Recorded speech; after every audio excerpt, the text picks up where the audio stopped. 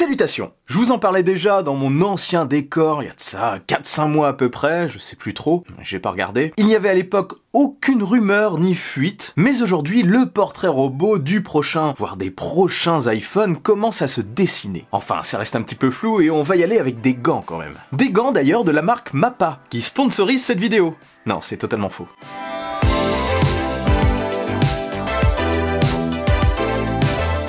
En fait, tout part d'une rumeur, un peu incompréhensible pour moi, mais qui m'a quand même donné envie de faire cette vidéo. Je vais vous dire ce que j'en pense pour vous pousser à donner votre propre avis. Oui, j'aime bien lire vos commentaires, vos avis, vos suppositions, je trouve ça cool. Ça pousse à réfléchir sans rester isolé dans sa petite bulle. Bref, commençons par un mini historique. L'iPhone X a marqué un tournant dans le design des smartphones d'Apple, notamment avec l'arrivée de l'encoche qui renferme Face ID, la navigation par les gestes et un nouvel écran de 5,8 pouces. Beaucoup plus bord à bord d'ailleurs. L'année suivante, l'iPhone XS, version améliorée, fut accompagné de l'iPhone XR, une version un peu moins chère avec des compromis, et surtout de sa version Plus, renommée Max, l'iPhone XS Max. C'est désormais la nouvelle gamme qu'on a. Elle commence par un iPhone XR de 6,1 pouces, suivi d'un iPhone XS de 5,8 pouces, plus petit, et d'un iPhone XS Max, je l'ai dit avec une voix bizarre, XS Max, de 6,5 pouces, donc le plus grand modèle. Le souci, c'est bien sûr qu'à l'entrée de gamme des nouveaux modèles,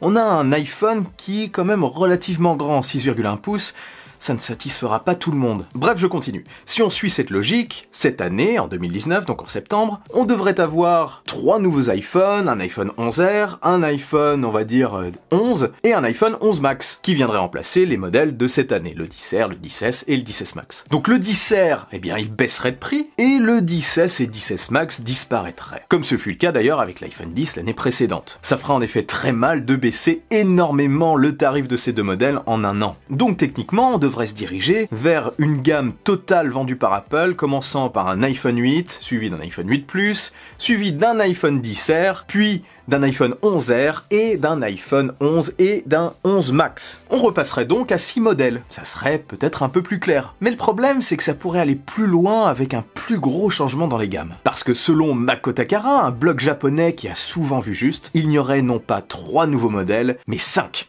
Oui, vous m'avez bien entendu, 5 nouveaux modèles. En tout cas, si j'ai bien compris, parce que c'était pas très clair. Donc selon le blog japonais, on aurait tout simplement le même schéma que l'année dernière, donc comme ce que je disais, un iPhone 11R, un iPhone 11 et un iPhone 11 Max, mais il y aurait aussi 2 ultra haut de gamme. Que dis-je? 2 méga, giga, ultra haut de gamme, parce que quand on voit le tarif actuel de l'iPhone XS et de l'iPhone XS Max, je n'ose même pas imaginer le tarif de smartphone qui serait encore au-dessus. Combien ça va coûter de base? 1500 € en 64 Go peut-être? Et ça monterait certainement jusqu'à plus de 2000 €. Ouh là là. Donc selon Mako Takara, on aurait un iPhone 11R de 6,1 pouces, un 11 de 5,8 pouces, un 11 Max de 6,5 pouces, et nos 2 ultra méga giga haut de gamme, cette fois de 6,1, oui, et de 6,5 pouces pour le modèle le plus grand. Aucune idée du nom que ça pourrait avoir ces trucs-là. Peut-être iPhone ultra cher. Je vous présente iPhone ultra cher. Ceci est une Ultra Revolution. Personnellement, j'ai vraiment du mal avec cette idée. Je ne trouve pas ça très logique en fait. Ils ont quand même reconnu récemment que leurs iPhones étaient trop chers et que c'était certainement la cause, enfin l'une des causes de la baisse de leurs ventes. Et après ça, ils en sortiraient des encore plus chers. À moins bien sûr que les grosses nouveautés ne soient réservées qu'au gros stockage du 11 et du 11 Max, tout simplement. Les seuls peut-être à avoir 3 capteurs audio. J'avoue avoir du mal à comprendre les choix d'Apple en ce moment, donc on peut s'attendre à tout. Mais attendez, on peut quand même voir ça différemment. Et si Mako Takara s'était un petit peu emmêlé les pinceaux avec ses différentes sources? Et s'ils avaient mal interprété les différentes informations? Oui, je sais, ce sont des professionnels. Mais bon, moi je l'interpréterais peut-être différemment. Du coup, je vais partir dans une autre supposition. Et si on n'en avait pas 5 des nouveaux iPhones, mais simplement 4. Ça fait déjà beaucoup, 4. Mais bon, 2 haut de gamme et 2 ultra haut de gamme. Ça va pas être du tout source Mako Takara, là, ça va être source boule de cristal d'Alex Reframe. Vous me direz en commentaire ce que vous en pensez. On est là pour se faire plaisir. Donc imaginons finalement un remplaçant de l'iPhone XR, qui s'appellerait iPhone 11R de 6,1 pouces. Jusque là tout va bien. Mais aussi une plus petite version que je vais appeler, on va dire, iPhone 11R mini. Je ne pense pas du tout qu'il s'appellera comme ça, mais passons. Et qui ferait donc 5,8 pouces LCD aussi. Même taille d'écran en gros que le 10S actuel. Et sur l'ultra haut de gamme, on aurait quoi? On aurait un iPhone 11 de 6,1 pouces et un iPhone 11 Max de 6,5 pouces. Les deux OLED bien sûr. Et 6,1 pouces, ça vous rappelle quoi? Ça vous rappelle le dernier Samsung Galaxy S10. Leur entrée de gamme, le S10e, c'est 5,8 pouces. Le S10, eh bien, il fait 6,1 pouces et le S10 Plus 6,4 pouces. Bien là, ça serait 6,5. Bon. Et du coup, l'écran du 11 aurait la même taille que celui du 11R. 6,1 pouces pour les deux. Sauf que le 11 serait plus compact grâce à l'OLED. Il y aurait des bords plus réduits. Du coup, en les mettant l'un à côté de l'autre, ça lui donnerait un look un petit peu plus premium. Ça se tiendrait franchement, surtout si le 10R mini est proposé à un prix attractif. Enfin, calmez-vous, on est chez Apple. Un prix entre guillemets attractif. En plus de ça, s'il y avait une petite baisse sur l'ensemble, ça pourrait être pas mal. Un petit truc léger et psychologique, une cinquantaine d'euros. Si le 11R débutait à 799 € chez nous, chez Apple, donc il serait moins cher chez les opérateurs, on pourrait très bien imaginer le petit modèle débuter à 699 €. Et encore une fois, peut-être moins cher chez les opérateurs. On pourrait même aller plus loin et imaginer quelques petites concessions supplémentaires sur ce modèle pour lui faire baisser encore un petit peu son tarif. Une telle stratégie serait vraiment intéressante pour relancer les ventes en 2019. La vraie question, ce serait de savoir à quoi pourraient ressembler ces différents modèles. Pour moi, le 11R et sa petite version pourraient être exactement comme le 10R, avec des nouveaux composants bien sûr, et peut-être des bordures un petit peu plus réduites, mais bon, je suis pas sûr pour ça, et toujours un écran LCD à mon avis. Je pense franchement qu'il faudra attendre 2020 pour que tous les nouveaux iPhones soient OLED. Et franchement, après avoir testé le 10R dans le détail, je peux vous dire que l'écran Liquid Retina LCD qui est dessus est vraiment de très bonne qualité. On devrait donc reprendre le même concept avec plusieurs couleurs, peut-être des nouvelles couleurs, un petit peu différentes cette fois-ci, et il est possible qu'on ait deux objectifs photo à l'arrière, si le 11 en a bien 3. Après, il pourrait très bien n'en conserver qu'un et s'appuyer sur l'IA, comme ce que fait Google avec ses pixels. Ou tout simplement, il pourrait aussi très bien y en avoir qu'un seul sur la petite version, et deux sur la version plus grande. Un objectif sur le 11R mini, et deux objectifs à l'arrière sur le 11R classique. Comme c'était le cas avant avec l'iPhone 8 et l'iPhone 8 Plus. Voilà, ce ne sont que des suppositions, et on n'en sait pas plus pour le moment. Quoi qu'il en soit, si ça se passait comme ça, on retournerait sur un schéma plus classique. Maintenant parlons de ceux que j'appellerais iPhone 11 et iPhone 11 Max. En fait, c'est vraiment à leur sujet qu'on a eu beaucoup plus d'informations. Et je vais vous dire ce que j'en pense. L'iPhone 11 a en effet plus fait parler de lui ces derniers temps. On aurait, comme les modèles précédents, un modèle classique et un modèle Max. Et contrairement à ce que certains disaient, je pense qu'on aura bien 3 capteurs photo à l'arrière, du 11 et du 11 Max. Ça ne sera pas réservé qu'au modèle Max à mon avis. Ni réservé à mon avis à un modèle ultra méga haut de gamme, à plus de 1500-1600 € en prix de départ. Ainsi, les seules différences entre les deux modèles seraient la taille de l'écran, 6,1 pouces pour le 11 et 6,5 pouces pour le 11 Max, et bien sûr, la taille de leurs batteries respectives. On aurait apparemment une version 2 de Face ID, plus performante, oui, l'actuelle fonctionne déjà très bien, mais si c'est encore plus rapide et surtout si ça fonctionne dans tous les sens comme sur l'iPad Pro, ce serait vraiment cool. Peut-être que le système sera plus petit et qu'il permettra de réduire la taille de l'encoche sur ces hauts de gamme. Si Apple fait comme d'habitude, qu'il y ait 3, 4 ou 5 modèles, ils devraient tous avoir le dernier processeur A13, qui devrait d'ailleurs envoyer du lourd à mon avis. À la manière de ce qu'on a pu voir chez Huawei et chez Samsung ces derniers temps, la charge sans fil inversé serait aussi de la partie. Je ne sais pas si elle sera réservée essentiellement aux modèles les plus chers, aux 11 et aux 11 Max, ou si les 4 ou 5 modèles, je ne sais pas, l'auront. Quoi qu'il en soit, ça permettra de recharger d'autres appareils sur le dos de votre iPhone, donc soit un autre iPhone, soit des accessoires,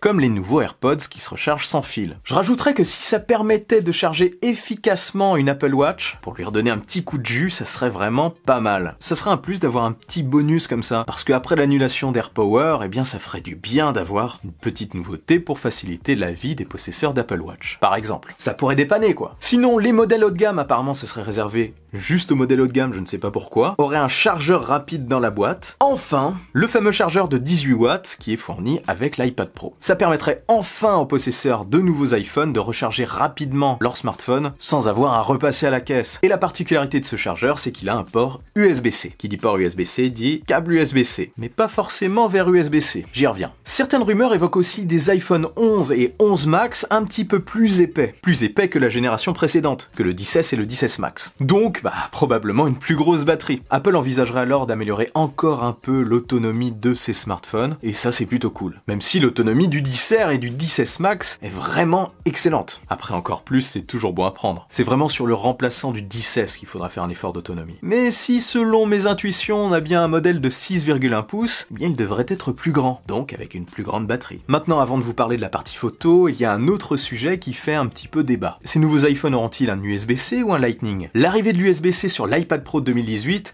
a fait naître beaucoup d'espoir chez certains, mais pas chez moi. Sur l'iPad, ça se tient, c'est censé faire à terme ce que fait un ordinateur, mais de manière différente bien sûr. Et je pense d'ailleurs qu'iOS 13 apportera le support du stockage externe par l'USB-C. Enfin j'espère, ça manque énormément dessus. Mais l'iPhone, lui, il n'a besoin de ce port vraiment que pour le recharger ou pour transférer des données par câble. Perso, je ne m'en sers plus à tel point que le câble est toujours dans sa boîte. Je charge tout sans fil et je transfère mes données sans fil. Je ne serais pas étonné qu'ils finissent par disparaître d'ici 2 à 3 ans pour du 100% sans fil. Ils aiment bien chez Apple faire les choses un petit peu brutalement. Souvenez-vous d'ailleurs de la disparition du lecteur CD sur les ordinateurs portables. C'était une hérésie. Et plus récemment, la disparition de la prise jack sur les iPhones, qui commence à être suivie par toutes les marques. Je dis pas que c'est bien, je dis juste qu'on se dirige vers ça. Ils imposent quoi. C'est pourquoi je ne pense pas qu'il y aura un jour un port USB-C sur iPhone. Ils ne vont pas le mettre pour le garder 2 ou 3 ans, voire même un peu plus. Je peux me tromper, mais c'est mon avis en tout cas. Par contre, il est fort probable que le câble fourni soit un Lightning vers USB-C. Ça serait bien plus logique pour pouvoir le brancher